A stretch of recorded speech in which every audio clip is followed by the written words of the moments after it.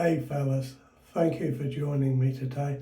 I have a wonderful old razor to share with you. I bought this very recently and it's an old Canadian made Schick razor from, I believe, the 1940s, and you can see it's got this beautiful butterscotch coloured handle. Very nice indeed, and I've matched colour of that handle up with my Razor Rock 400 synthetic brush. The soap that I've got lathered on the brush today is Hipster by the Sterling Soap Company. I've got my little tub of Hipster there. It is a very nice scented soap, and the bowl I'm using today is the one I'm using lately is the Byron Shaving Company bowl. So let's get going, shall we?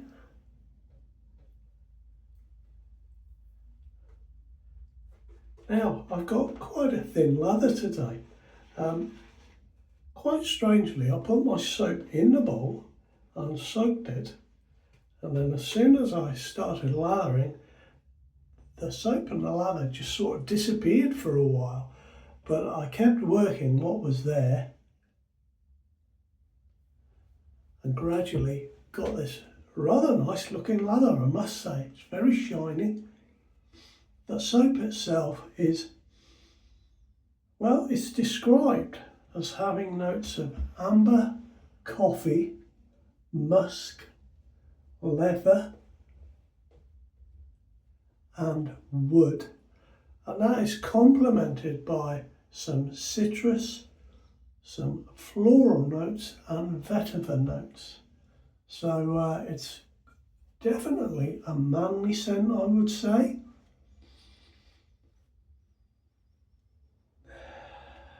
It's very nice. I can't say that I'm picking up one thing or another.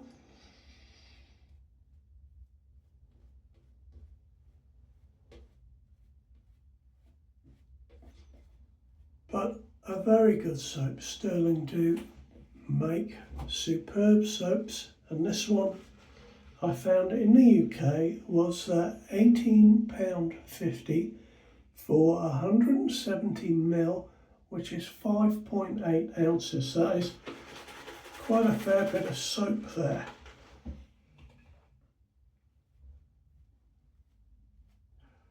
Now I have got a very liquid lather today.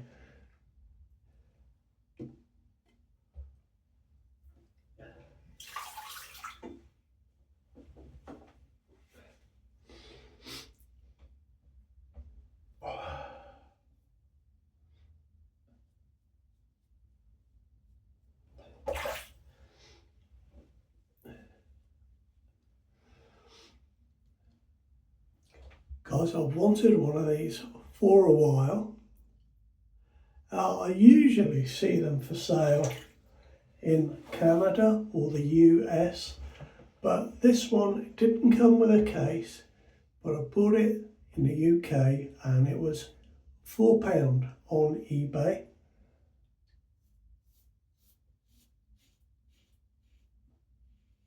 So I thought that was really worth trying. It takes an injector blade, so I've got the injector blades here, and the key just goes into the razor and the blade slotted in, no problem. These are the Persona injector blades. Believe in America they're also called Ted Peller blades.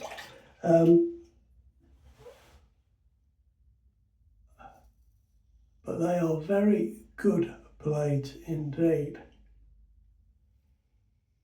Now, I think, guys, that this is an E-type Schick injector razor, although I'm not totally sure of the differences between an E and a G type.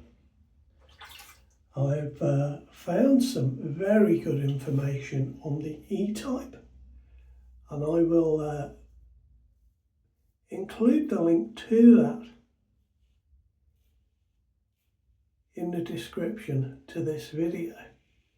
But this is fairly mild going with the grain, but it is really effective. Let me just move that. Let me just sort myself out here. There we go. The little plastic bit was overhanging the end of the slate.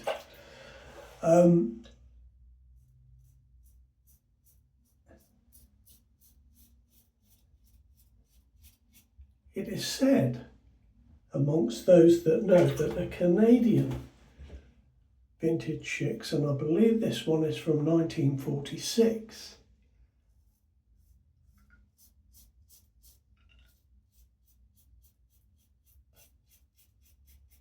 are more aggressive than the Americans, although there is some variety in the American types as to how aggressive they are. I can safely say that I've had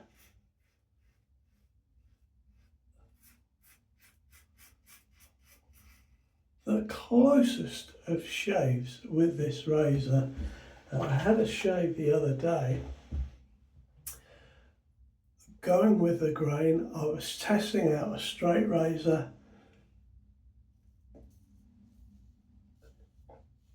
and I did one pass with the grain with my straight razor, and I finished off with one pass with the grain with this. And I'll tell you, I had a bare naked face. There was nothing left. Even this on its own, I haven't gone against the grain with it yet. I'm feeling the aggression, not when I'm going down like that, but when I come slightly across on my top lip.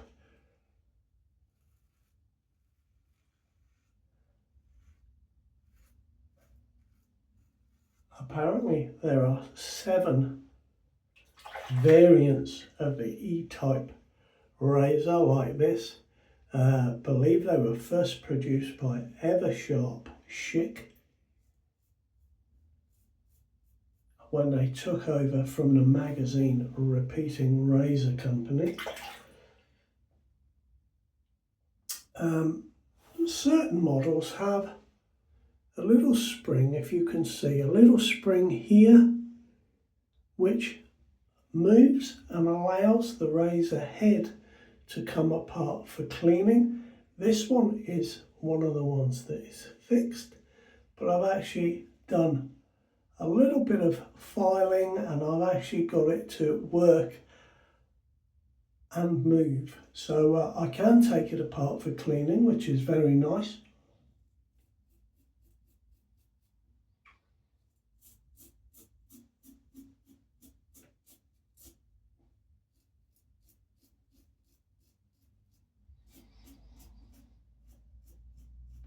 It's certainly a bit more aggressive than the later version of the Schick Injector, and I'm talking about the one that was for sale, you know, in the 70s and 80s.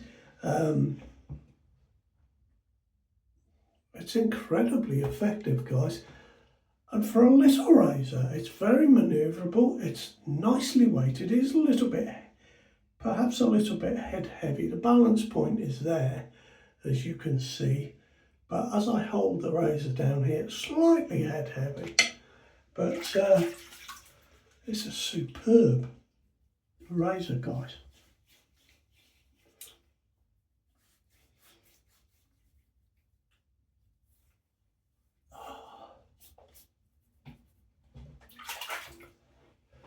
So I'm going to be trying against the grain in this second pass. And just while I'm doing that, I wanted to talk about something that interested me this week. I was looking at a YouTube channel made by a nurse in hospice care, and what was interesting was her channel was very interesting, but what was interesting was that the stories that came along and were mentioned in the comments, and it certainly made me wonder that we're not alone, that there's something else after we pass. Reading some of those comments, it was quite eye-opening. I'll tell you one.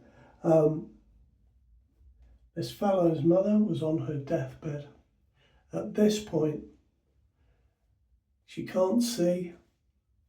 It really is the end of her life is fast approaching.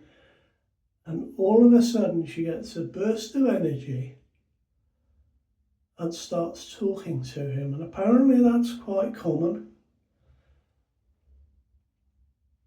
Earlier on in the day, he had a burger and he dripped grease onto his shirt. Now, she couldn't see. And she started talking to him about doing chores in the house. And she said, "You'll have to get a degreasing agent to take that grease out of your shirt that you dripped on earlier today." Now, what about that, eh? And that fella is just sat there thinking, how can you know that? That really made me wonder. Yeah, fantastic. So if you have any stories a little bit supernatural like that, put them in the comments, because I like that. That really appealed to me.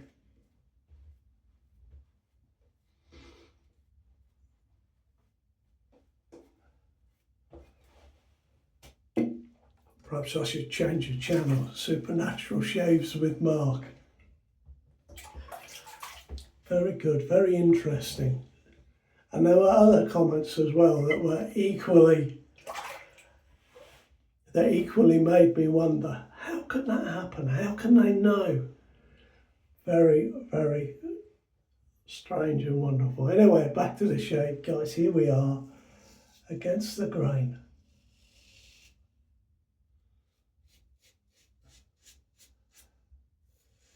There's a little bit of blade feel with this razor, but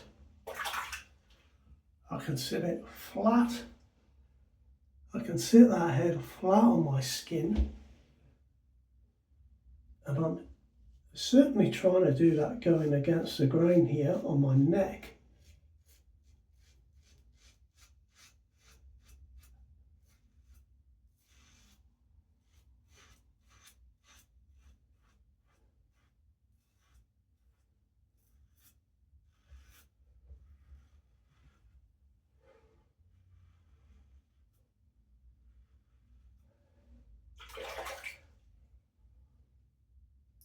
Just a touch sore, a tiny, tiny touch.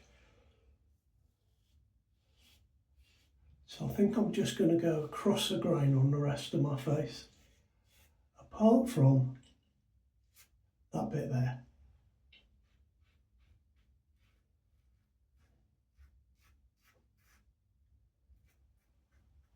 But for £4, guys, I'm really glad I tried this.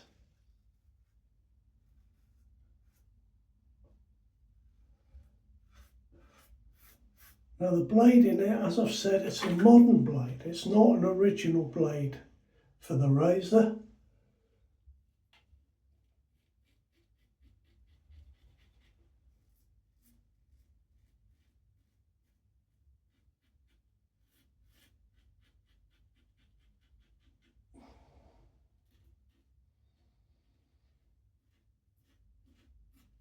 Trying to get the razor flat again up here.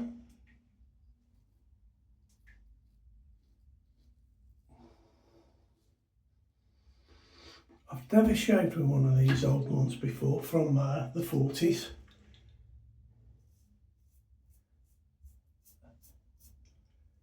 They're very light. Originally this would have had a gold plating or gold covering on the top, but now I think it's mostly brass after all these years. I don't think there's any gold on there.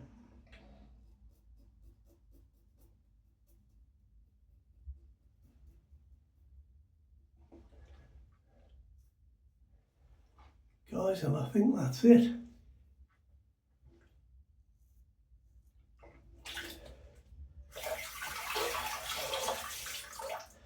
So there we are, a little E-type. I think it's an E or G. There we go, but I'm certain it's an E, made in Canada.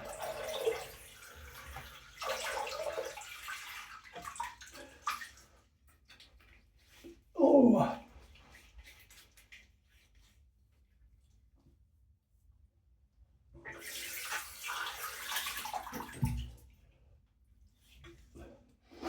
that's my third shave with that blade. It's definitely losing a little bit of effectiveness, just very slightly. I've still had an absolutely superb shave, guys, but yes, just lost a little bit of its effectiveness there. The brush from Razor, absolutely outstanding today. A lovely synthetic brush. And I'm just wondering what aftershave to use with this. What hints of amber, coffee, musk and leather, and I think I'm going to go with, I'm just reaching to my cupboard.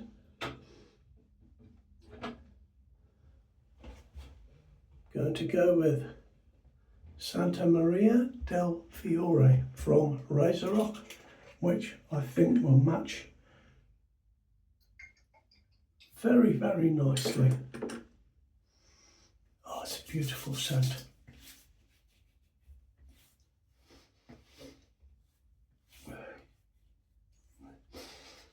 Definitely smelling the leather on that. That's it from me, fellas. You take good care. Thanks very much for watching. Please subscribe if you haven't, and I'll see you next time. Bye bye now.